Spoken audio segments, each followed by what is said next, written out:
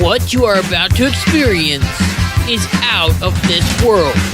Politics, history, and of course, a lot of entertainment.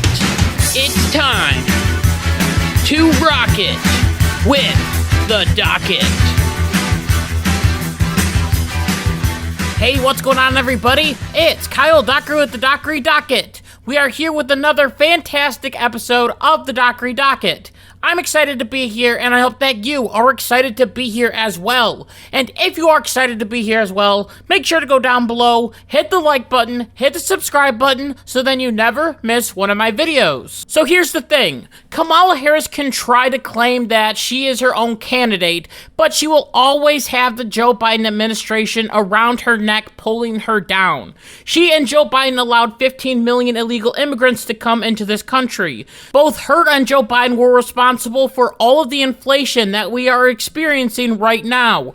Record high gas prices, all of the wars in Israel along with Russia and Ukraine. Even the failed withdrawal from Afghanistan can be laid at her feet, as it was reported by Politico that Kamala Harris had a key role in the withdrawal, as she was the last person in the room before Joe Biden made the decision to move forward with the withdrawing of troops, which led to 13 Americans to be killed, many civilians to be murdered, and the government to be toppled in a single day. Everywhere Kamala Harris goes, there is some sort of terrible crisis that she can't fix. It is almost impossible to flip the script on Kamala Harris because even as the district attorney in California, even as a senator from California, and even when she was running for the presidency in 2020, it all shows just how bad of a politician she is. Famously, in 2020, when Kamala Harris was running for the presidency, she dropped out before a single state primary because her poll numbers were so low because, just like today, she was extremely unpopular because of her past. When she was Attorney General in California, Kamala Harris spent years subverting a 2011 Supreme Court ruling requiring the state to reduce its prison population.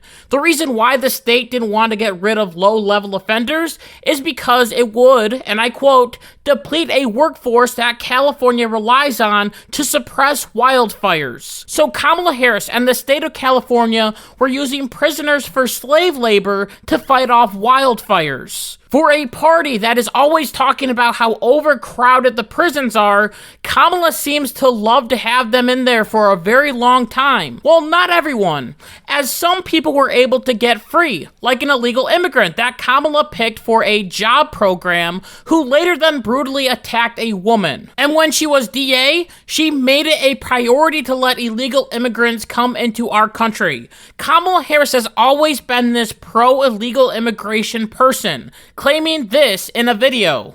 Also have the courage to reject that term illegal alien. I have seen some of the worst of criminal behavior. I have seen the worst of crime. An undocumented immigrant is not a criminal. I'm sorry to say, Kamala, but being an undocumented immigrant is in fact being a criminal. There's a process for coming into this country. You can't just walk right in. Kamala Harris can try and run this campaign of being a tough prosecutor going after Trump, the convicted felon, but we know the truth. Kamala Harris wants to defund the police. She doesn't support them. She wants crime to go rampant in big cities, like they already are. Here she is saying that she wants to defund the police.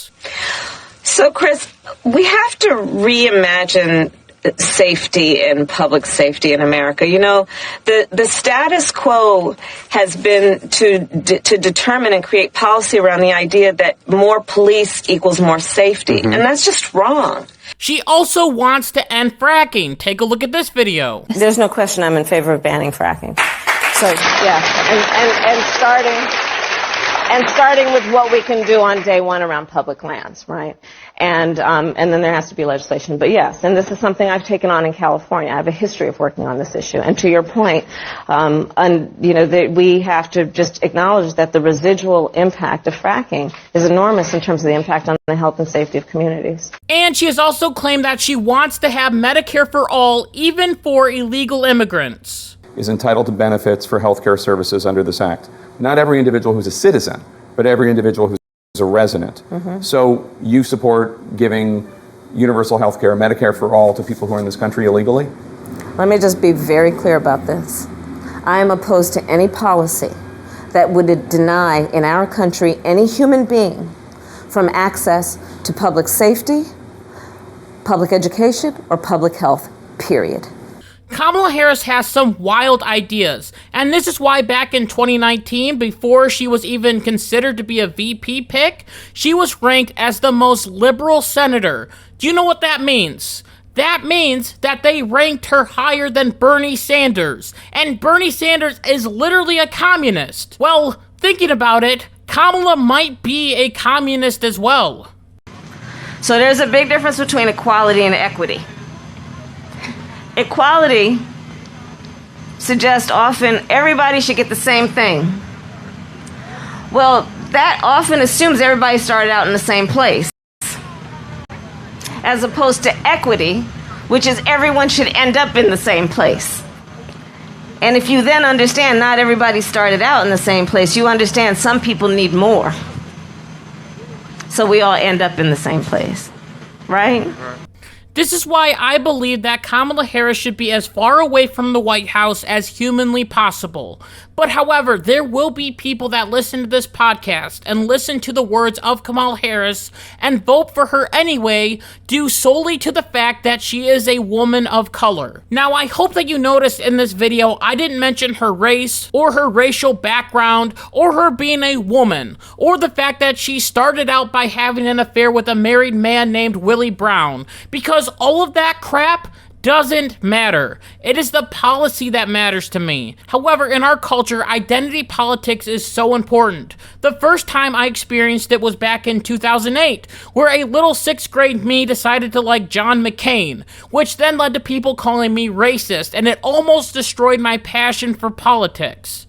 It happened in 2016 too. This time I was a lot older, but people were still saying, well, you have to vote for Hillary because she's a woman. Listen, I will say this now. I am going to attack Kamala Harris this entire political season. So if you want to call me a racist or a sexist, that is 100% fine by me, because I know in my heart I am not. I'm focusing on the policies. And I know that when people pull out the race or the gender card, it just means that they can't support her record, so all that they have is to call that person a terrible name. It is a classic Democratic strategy, because guess what? The party is using that right now. Just take a look at this. Harris versus Trump look like, and do you think that Harris could actually win this? Well, first of all, it's going to be ugly. Incredible racism, sexism, and misogyny has been thrown at Harris all along.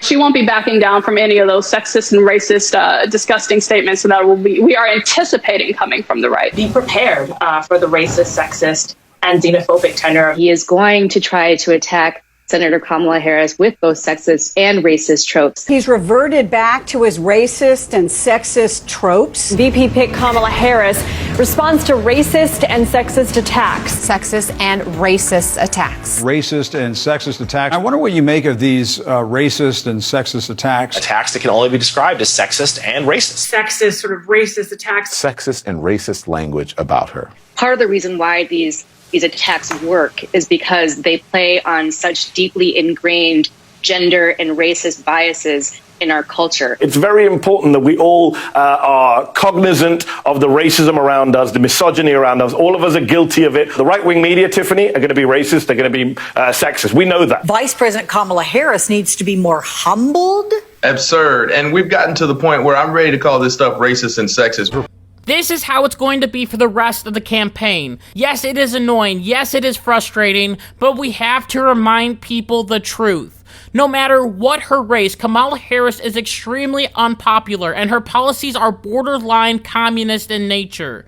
We must continue to fight against the radical leftists and their stupid lies to try to make a turd look like a diamond. And with that, I just want to thank you so much for watching this episode of the Dockery Docket. And until next time, like my mom always says, be good, be kind, be loving, goodbye.